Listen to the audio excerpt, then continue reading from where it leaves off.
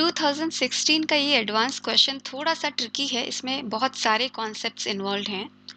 तो सबसे पहले आपको फंक्शन इन्होंने लिमिट के तरह से दे रखा है और उसके बाद ये इनइक्वालिटी की बात पूछते हैं, डेरिवेटिव की बात पूछते हैं। तो सबसे पहले हमें क्या करना पड़ेगा, देखना पड़ेगा मेरा एफ ऑफ एक्स क्या है या इसका डेरिवेटिव क्या है, तभी हम कुछ कर पाएंगे। अब हम इस फंक्शन को अंदर देखते हैं तो इसमें n इन्वॉल्व है, n गोज टू इन्फिनिटी है यहाँ पर। और आप देख रहे हो ये वाला इतना प्रॉब्लम नहीं है। अंदर देखिए n to the power n x plus n, यहाँ पर n सब ऊपर है। आपको पता है if n goes to infinity 1/n goes to 0। ठीक है, इन्फिनिटी तो कोई वैल्यू नहीं है, उस पर हम भरोसा नहीं करते। 1/n गोज टू 0, ओके, ये पक्का पता है। तो हम ट्राई करते हैं कि n जो है सब जगह नीचे आ जाए और ये सारी चीज़ें factorial n to the power n ये सारी चीज़ें ना रहें। ओके, तो अब चलिए इसको सिंप्लीफाई करके देखते हैं। इसके लिए हम क्या कर सकते हैं, चलिए केवल अंदर वाली बात सिंप्लीफाई करते हैं। ओके, बाद में पावर वगैरह लगाते रहेंगे हम लोग। यहाँ पे आपके पास है n to the power n। Okay, अब हम इस ब्रैकेट से हम n को बाहर ले लेते हैं। ओके, n हमने बाहर ले लिया, मेरे पास बचा x अपॉन n प्लस 1। दूसरे से हमने n निकाल सकते हैं, हम n/2 निकाल रहे हैं यहाँ से। ओके, यहाँ से मैंने n/2 निकाला। और हम ये नंबर्स क्यों निकाल रहे हैं, क्योंकि हमें फैक्टोरियल n को भी टेक केयर करना है। तो यहाँ से n/2 निकलेगा, वहाँ से n/3 निकलेगा। ओके, तो यहाँ पर क्या बचा आपके पास 2x/n प्लस 1। ठीक है, सिमिलरली थर्ड ब्रैकेट से आप n/3 निकालोगे, आपके पास बचेगा 3x/n प्लस 1। ओके, ऐसा करते चलेंगे कि nth ब्रैकेट में क्या होगा, आपने निकाला क्या बाहर n/n and you are left with this. Okay, n cancel नहीं कर रहे, आपको ट्रेंड पता चलेगा कि क्या हो रहा है, यहाँ पर कहाँ तक जा रहा है ब्रैकेट। सेम काम हम यहाँ पे भी करेंगे। ओके, n फैक्टोरियल तो है ही है आपके पास। यहाँ से आपने पहली ब्रैकेट से n स्क्वायर निकाला, आपको क्या बचा x² / n² प्लस 1। दूसरे से n² / 4 निकाला, आपके पास बचा 4x² अपॉन n² प्लस 1। ऐसे ही आप करते चलो, लास्ट में आपने निकाला ये। ओके, और आपके पास बचा n² x² upon n² plus 1। अब इसको थोड़ा सा सिंप्लीफाई कर लेते हैं। ओके, देखिए n to the power n तो यहाँ पे हमने कॉपी कर लिया, और ये कितनी बार आया यहाँ पे, देखिए n times n times n, n बार आया ना, ये भी n to the power n हो गया। ओके, अब ये क्या हुआ, देखिए यहाँ पे 1 है, 2 है, 3 है, n तक जा रहा है, n फैक्टोरियल। ओके, तो यहाँ पर आ गया, चाहो तो आप नीचे लिख लो। ओके, यहाँ से आया एक n फैक्टोरियल। ओके, मैंने यहाँ पे लिख लिया। ओके, यहाँ से n फैक्टोरियल ऑलरेडी है, ये n² ऑलरेडी है, राइट। और ये n² कितनी बार आ रहा है, n² n² n² n times आ रहा है, right. n² to the power n, that is n to the power 2n। अब क्या है, देखिए 1² 2² n² जा रहे हैं ना, तो इसका क्या मतलब है, 1² times 2² times n², n factorial का होल स्क्वायर है ना, 1 इंटू 2 इंटू n, फिर product with 1 into 2 into n। okay, so that is n factorial whole square and that is in the denominator. okay, so आपको ऐसे लिखना है तो आप ऐसे लिख लो, ये आ गया आपके पास। okay, अब बाकियों को हम ऐसे ही लिख लेते हैं। यहाँ पर बचा आपके पास 1 + x/n, 1 + 2x/, यहाँ पर क्या बचा आपके पास, 1 को आगे लिख रहे हैं, 1 + x² / n², ये बचा आपके पास।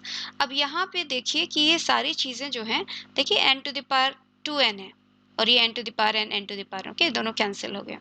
फैक्टोरियल n² है, ये सब कैंसिल हो गया। तो ये सारी n की बातें कैंसिल हो गई। ठीक है, अब हमें क्या है, अब हमने देखिए पावर छोड़ दिया था, लिमिट छोड़ दिया था, वो सब लगाते हैं। ओके, अब क्या है आपके पास, पहले पावर लगाते हैं। इसका पावर हमने जो सिंप्लीफाई किया x to the power n। Okay, अब हमें लिमिट रखनी है, बट आप देखिए कि आपका लिमिट आप ऐसे नहीं कर सकते कि ये भी 1 हो गया, 0 हो गया, 0 हो गया, क्योंकि आप n तक जा रहे हो, है ना। नंबर ऑफ टर्म्स भी आपके इन्फिनिटी जा रहे हैं अगर n इन्फिनिटी जा रहा है। okay? तो अभी आपका काम हुआ नहीं है, अभी आपको और सिंप्लीफाई करने के लिए मे बी पावर का टेक केयर करना पड़ेगा, मे बी हम लोग लॉग ले लें तब हो जाएगा मेरा काम। तो let's say we take a log. Okay, उसके बाद हम लिमिट लगाएंगे। ओके, अब हमने लॉग ले लिया, तो लॉग ले लिया तो क्या आया, x to the power n log of, okay, इसको पूरा ब्रैकेट में कर देते हैं, log ऑफ ये पूरा this plus log of this. Okay, so let's write that log 1 plus, मैं स्टेप्स स्किप नहीं करना चाहती so that things are clear, minus times that, right? So minus log 1 plus x square upon n square, right? Minus, if you put in bracket, then plus log of 1 plus 4x square upon n square. अब काफ़ी कुछ लिखना पड़ रहा है, अगर आप चाहो तो हम समेशन में भी लिख सकते हैं. Okay, so let's write in summation x upon n. Okay, summation. Okay, अब देखिए लॉग क्या आता है आपके पास, 1 प्लस, यहाँ पर देखिए वैरी कर रहा है, ये यहाँ पे 1 है, यहाँ पे 2 है, यहाँ पर n है. So I can write 1 plus r times x by n and your r is varying from 1 to n. देखा, ये पूरी बातें मैंने एक जगह पे लिख दी समेशन करके. ओके, सेम चीज यहाँ पर ही है. ओके, चाहो तो समेशन आप बाहर ले लो, minus log of 1 plus, okay देखिए यहाँ पे 1 स्क्वायर है, यहाँ 2 स्क्वायर है, यहाँ n स्क्वायर है, तो आप लिख सकते हो r square x square upon n square. ठीक है, अगेन समेशन पूरे पे ले रहे हैं, r यहाँ पे भी r आपका 1 से n तक वेरी कर रहा है. तो ये पूरी बात आपकी इसमें बॉयल डाउन हो गई. आप और सिंप्लीफाई कर सकते हो, आप ऐसा कर सकते हो x by n summation r is 1 to n, log की प्रॉपर्टी से you can divide them, right? 1 plus r x by n divided by 1 plus r square x square by n square. ठीक है, अब आप लिमिट लगा दो. Okay, यही है ना आपका फंक्शन जिसका आपने लॉग ले लिया है. Okay, limit n goes to infinity. अच्छा, जैसे ही आपके पास ये आता है, आपको कुछ देखा देखा से नहीं लग रहा कि हम इसको डेफिनेट इंटीग्रल में चेंज कर सकते हैं, है ना? देखिए r बाय n है यहाँ पर. ओके, अगर मैं r बाय n को कुछ लेट्स से t रख देती हूँ. ठीक है, r बाय n को अगर मैंने t रख दिया तो t कैसा वैरी हो रहा है? देखिए r 1 से n तक वैरी हो रहा है and n goes to infinity. ठीक है, तो r की वैल्यू 1 है तो 1 बाय n हो गया t की value, but n goes to infinity, so t goes to 0. So t starts from 0 when r is 1. Okay, t value is 1 by n, right? But n goes to infinity, that means t goes to 0. r की value आपने n रखी, n by n. Okay, that is t is 1. Even n goes to infinity, t is still 1.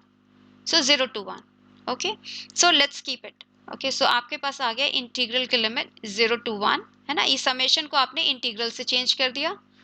1 by n की जगह पर आपने क्या लिखा, dt.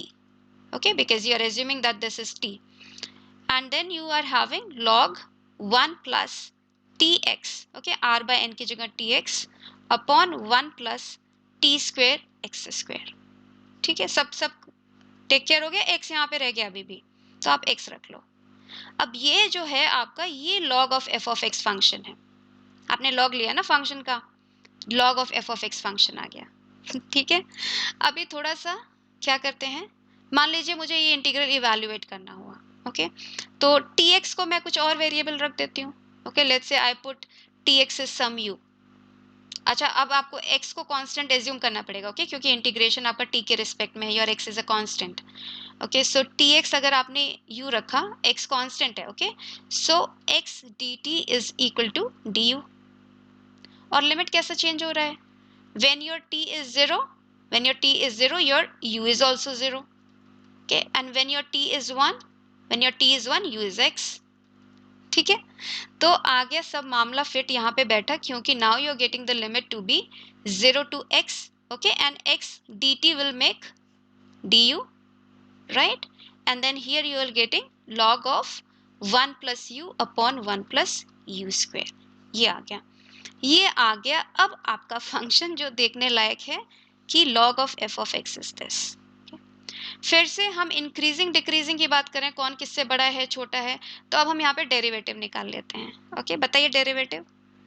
1 upon F of x into F prime of x. Okay, that's your derivative. और इसका derivative लेबनिट्ज rule से क्या हो गया, log ऑफ 1 प्लस एक्स, है ना, यू की जगह आप एक्स रख दोगे, 1 प्लस एक्स स्क्वायर. ये आ गया आपके पास. ओके, अब जो भी क्वेश्चंस आपसे पूछे गए हैं, आप सबका आंसर फटाफट कर दोगे. हमारे पास आ गया F prime of X upon F of X is equal to, अब ये इस तरह का दिख रहा है तो हम यहाँ पर जल्दी से कैलकुलेट कर लेते हैं कि मेरा F prime of 3 upon F of 3 क्या है. एक्स की जगह हमने 3 रखा, मेरे पास आ गया this is 4 upon 10. Okay, that is log of 2 by 5. अब आप x की जगह 2 रखो तो आपके पास आ जाएगा f prime of 2 upon f of 2. And what is that, यहाँ पे रखिए x की जगह 2, you get 3 and 2, so 4 and 5। ठीक है, कौन बड़ा है, log 2/5 की log 3/5?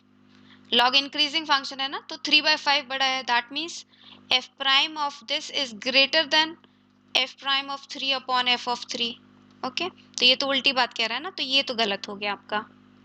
करेक्ट। अब आप बताइए कि बड़ा छोटा कौन है, ये जानने के लिए आपको पता करना पड़ेगा f प्राइम पॉजिटिव कब है। ठीक है, f प्राइम x क्या है आपका, f prime x is equal to f of x log of 1 plus x upon 1 plus x square, that is your f prime of x। ठीक है, अब f ऑफ x तो आपको दिख रहा है, f ऑफ x जैसा डिफाइन है, यहाँ पे सब चीज़ ही पॉजिटिव है, f ऑफ x तो आपका पॉजिटिव है, x भी पॉजिटिव है, n भी पॉजिटिव है ना। बस इसको देखना है आपका, log 1 plus x upon 1 plus x square. इधर देखते हैं, log 1 plus x upon 1 plus x square, ये कब पॉजिटिव होगा, जब भी ये पॉजिटिव होगा, डेरिवेटिव पॉजिटिव है, फंक्शन इंक्रीजिंग हो जाएगा।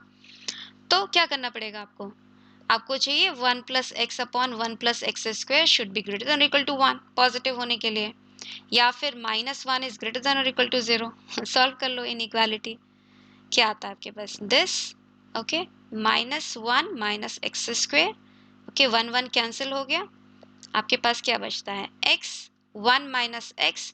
अच्छा, नीचे वाली चीज़ तो पॉजिटिव ही है, तो कोई दिक्कत नहीं है, हमें बस ये चाहिए, अब ये पॉजिटिव है, चाहो तो लिख लो। Okay, you want this to be positive. Okay, अब ये कब पॉजिटिव होगा, वेवी कर्व से देख लो, ये कब पॉजिटिव होगा आपका। ओके, ये कब पॉजिटिव होगा, यहाँ पे 0 और 1 पे वो साइन चेंज कर रहा है, 1 के इधर पूरी चीज़ें नेगेटिव हो जाएंगी, बीच में पॉजिटिव है ना। 0 और 1 के बीच में आपका फंक्शन इंक्रीजिंग है। ठीक है, f prime is greater than equal to 0 on 0,1, other than that it is less than 0। तो ये सही हो गया ना, लेस देन 0 है। ओके, बाकी बताइए, ये दोनों नंबर 0 और 1 के बीच में है, सिंस फंक्शन इंक्रीजिंग है यहाँ पर, that means f of half should also be lesser than f of 1, तो ये गलत हो गया, ये सही हो गया है ना। 1/3 is lesser than 2/3, so f of 1/3 will also be lesser than, क्योंकि 1/3 2/3 दोनों इसमें हैं, और इस इंटरवल में आपका फंक्शन इंक्रीजिंग है। बहुत बढ़िया क्वेश्चन था, आई होप आपको समझ में आया। चलिए नेक्स्ट क्वेश्चन देखते हैं।